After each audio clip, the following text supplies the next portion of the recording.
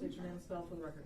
My name is Detective Amber Elizabeth Stockmeyer, Elizabeth, Stockmeyer is Stockmeyer. You may proceed. Good afternoon, Detective Trooper Stockmeyer. Good afternoon. Now, you were the original OIC on this case, correct? I was assigned the case a day after. The day after, okay. And you were the officer in charge up until roughly around June 5th? I'm still officer in charge, yes. Okay. So it'd be fair to say that for the bulk of this investigation, you were the officer in charge, correct? Yes, sir. Okay. Now, in reference to the original, I guess some of the initial labs that were submitted to Michigan State Police for analysis, did you personally have those submitted? Not all of them, no. You haven't? Okay. Some of them, correct? Some of them. Okay. Was it your decision as far as what was submitted to Michigan State Police? Yes, sir. Okay. And also, it was your decision as to what was submitted to forensic scientist Secadat as far as the trace analysis? Yes. Okay. You did not have the knives that were recovered from Jeff Herbstman ever submitted to the forensic tech, correct? They were submitted, yes. I'm sorry, the forensic tech Secadat for trace analysis or matching of potential fibers. I'm not sure the specific forensic tech. There are several forensic techs in the unit, and they could be submitted to any of them and assigned to any of them, I guess. Okay. And would it be fair to say that you specifically requested forensic tech Secadat to do a trace analysis on some knives that belong to Mr. Jackson-Bolanos? Yes, sir. Okay. And in that particular analysis, you were looking to see whether or not potential fibers that were found on the knives could match fibers that were removed from Samantha Woll's clothes, correct? Yes, sir. Okay. And you also, another analysis you requested to be completed is to see whether or not a particular knife could have caused the puncture hole inside of the clothing, correct? Yes, sir. Okay. Now, it'd be fair to say that those particular analyses, you did not request for the knives that were recovered from Jeff Herbstman, correct? No, sir. Those knives were submitted as well. Hold on. You're saying that the knives from Jeff Herbstman were submitted to forensic tech Secadat for those same analyses that I just mentioned? Again, I don't know the specific forensic tech they were assigned to. Okay, but your name is on the top of that report in regards to forensic tech Secadat, correct? And requesting that the analysis be completed, correct? I don't have the report in front of me, sir. I couldn't tell you whose name's on the report. If reviewing that report, would it refresh your memory? Yes, sir.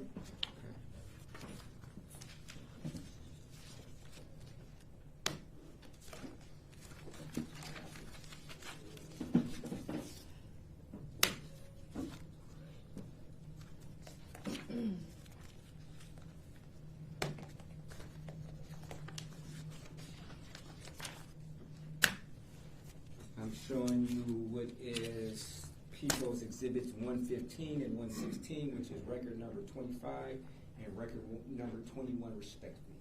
May I approach? You may.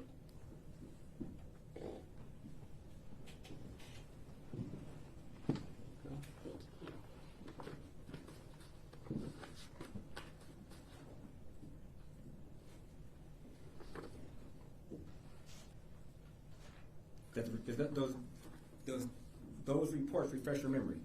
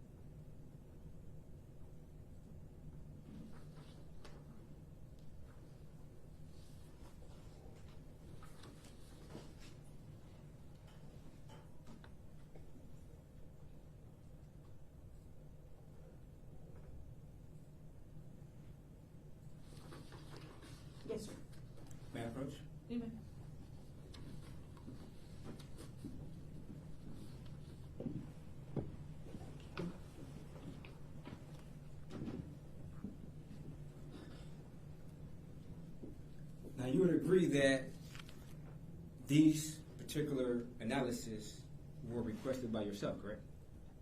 The lab submission was made by me. Yes. Okay.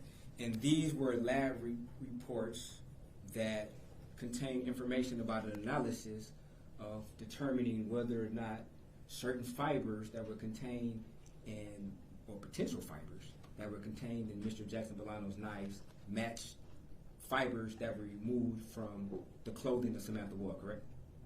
I'm sorry, could you repeat the question?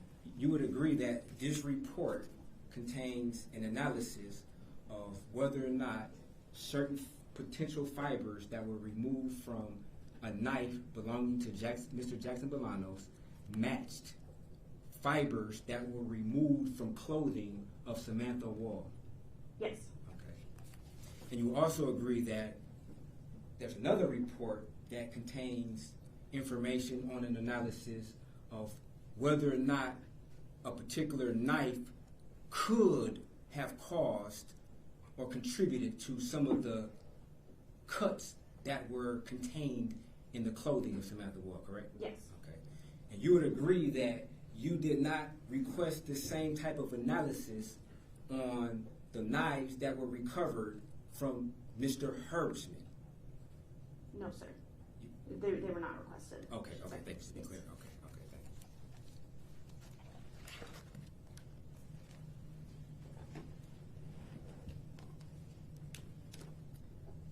you. And you stated that you had an opportunity to review some of the pictures from the scene, correct?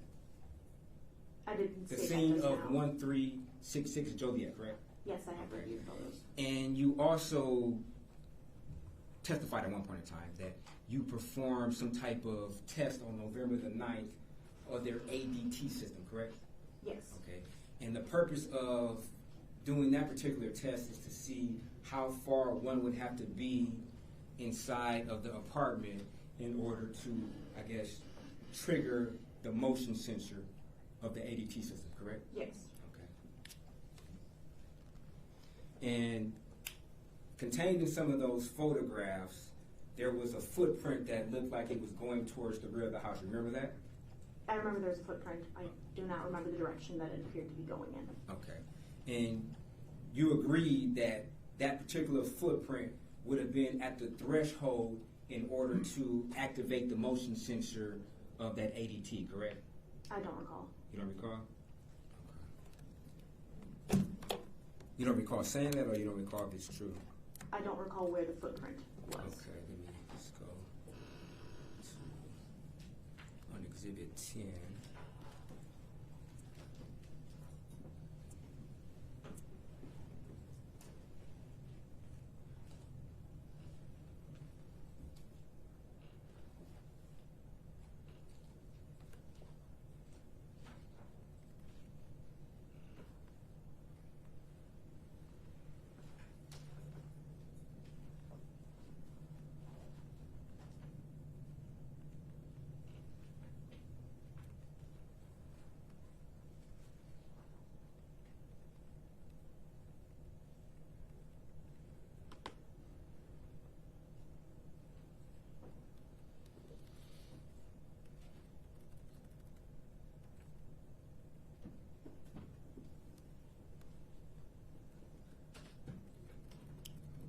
I'm sorry.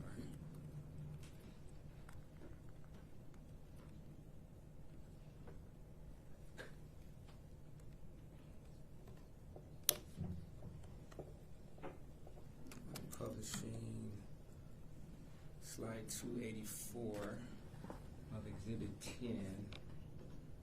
This area right here, where my cursor is circling, you would agree that in the house, this particular area would have set off the motion detector, correct? Could you zoom out a little bit?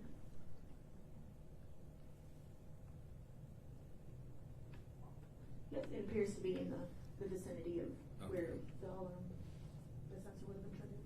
Okay. And would you agree that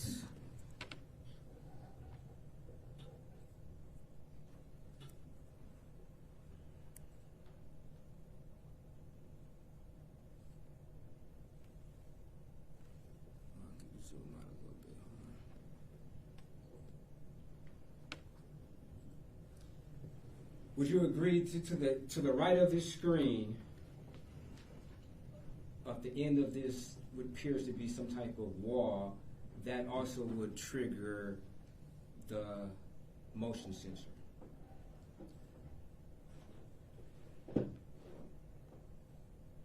I would not agree that. You wouldn't Based on our testing, I believe it was a little bit farther past that, just a little bit farther past like how far? Maybe a couple inches? Couple feet. Couple feet? Okay, so just beyond that. Just beyond that. Mhm. Okay, fair enough. Okay. And you also know from your investigation that Samantha Woll's personal keys were found inside of her purse, correct? Yes, sir. Okay. And there was a spare key that was found on the ground, correct? Yes. Okay. And let's go to that just to make sure we have the right. I'll plug that from now.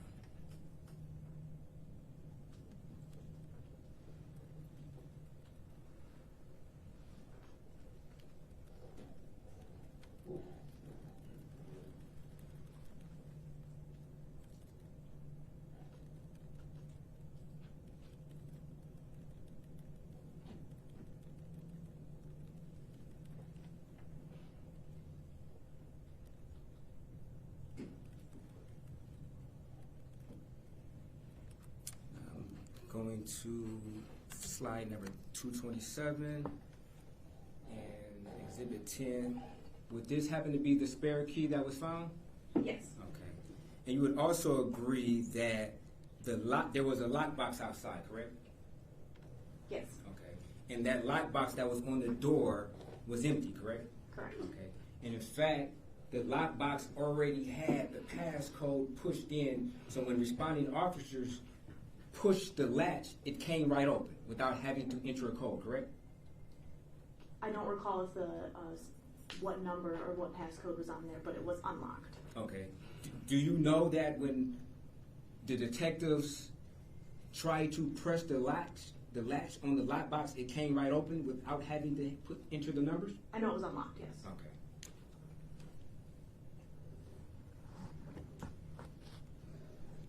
Did you review search warrants in this particular case? Previous search warrants? I have read them You've at read some them? point. Okay. And certain information was submitted in those search warrants in regards to this particular information, the fact that Samantha Woll's keys were inside of her purse, correct? I don't recall. You don't recall? If you looked at search warrants, would that refresh your memory on whether or not that information was contained in them? Yes, sir.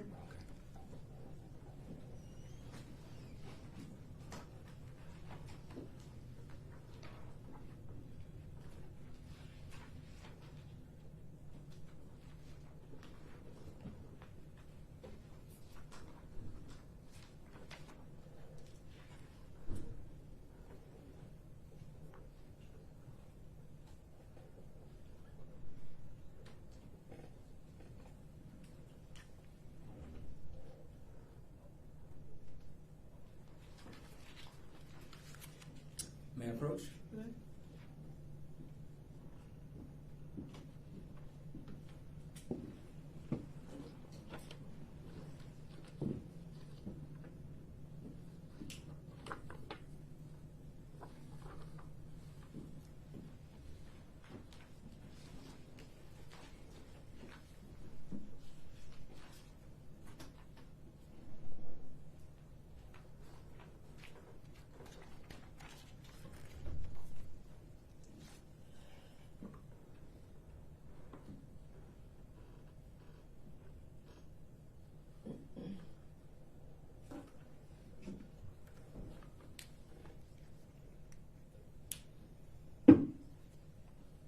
Oh, I'm sorry. Are you finished?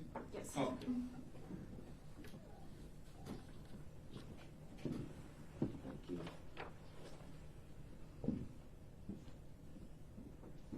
So, Detective Trooper, you would agree that there was information contained in the affidavit for search warrant that was referencing the fact that, for one, that Samantha Woll's keys were found in her purse, correct? Yes. Okay. there was also information that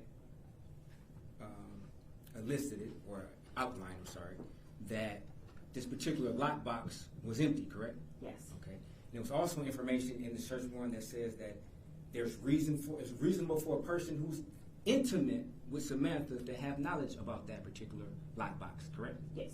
Okay.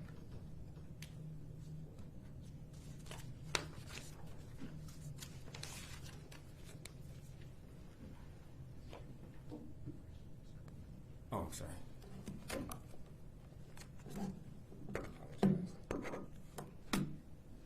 Now, do you know if any of the footprints were analyzed to see if they matched Samantha Woll? No, sir. They weren't? No, sir.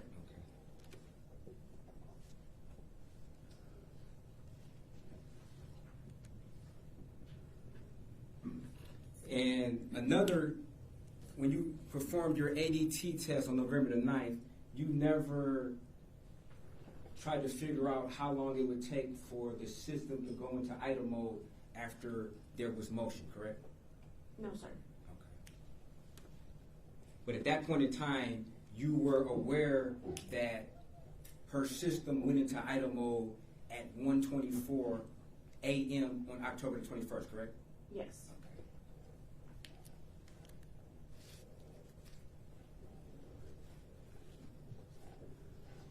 Now, at the preliminary examination, I guess we never really got to the conclusion of this. You testified that there were some settings that you changed in order to try to perform this test on November the 9th. Remember that? Yes. Okay. Do you remember now what settings did you change on her system in order to test, to do your diagnostics test or performance test on November the 9th? Yes. Okay, which settings did you change? Armed away to armed stay. Okay.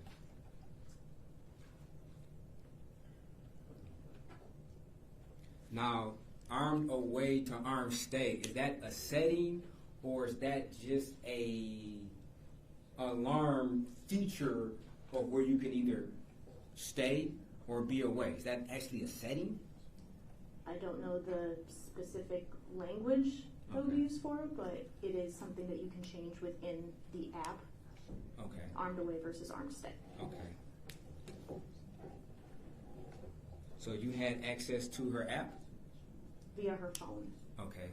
Do you know, did you go through the settings of her app to see how it was configured? No, sir. You didn't? Okay.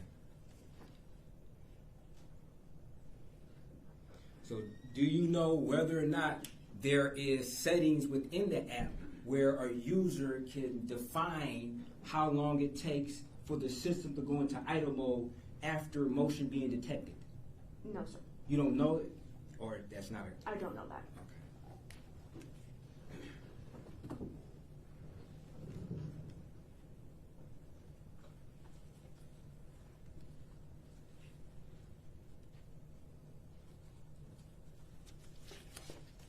Now, you were able to personally interview Jeff Hertzman twice, correct? Yes. Okay.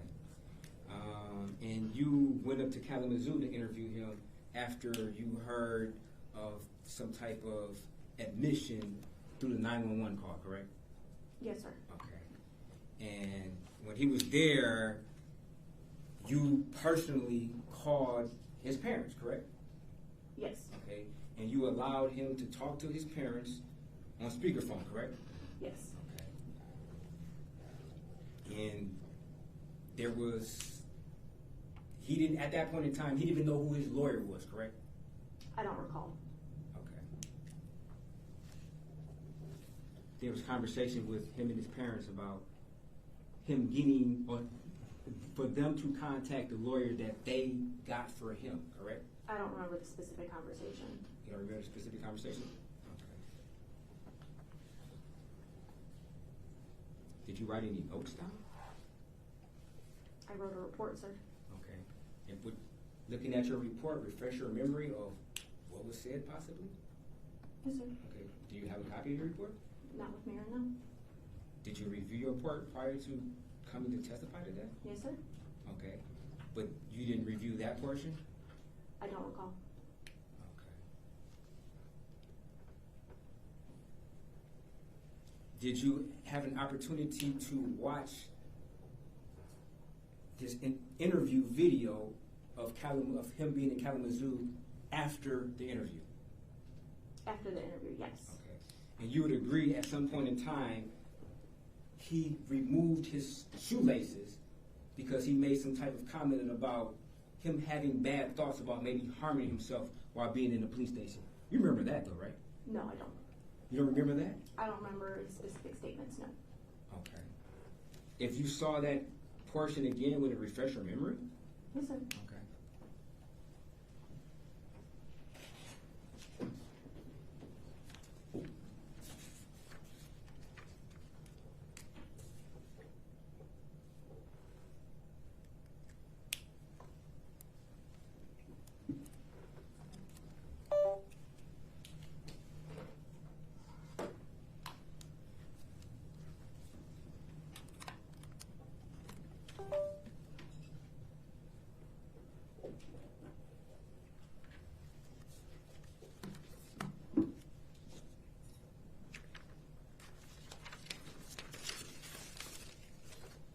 Now, while I find that, do you remember him making reference, being quite emotional about him losing his job?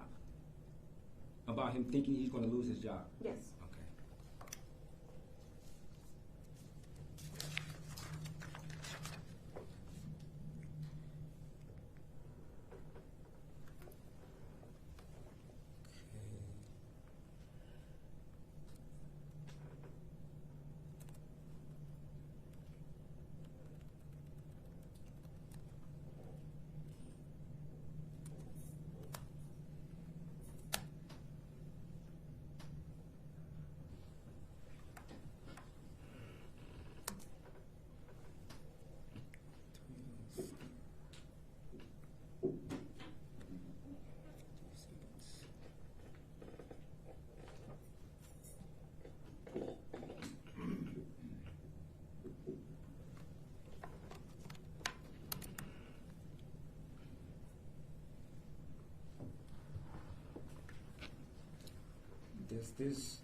You remember this particular setting?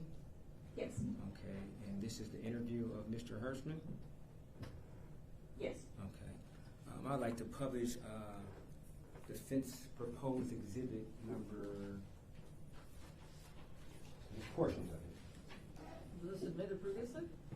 No, Judge, I'm not sure how, obviously the portion of the video that's being shown, she was not in this video. Why is she being asked to have her recollection refreshed? She said she reviewed it. She participated in this particular interview, and she also stated that she reviewed this particular video. We don't just put in interviews of other witnesses. This is hearsay. Was this shown during I don't recall this portion being shown during... Not this portion of it, but certain portions were shown to Mr. Hirschman. Is she in the room there? Did you watch this portion? I can't say what portion it is.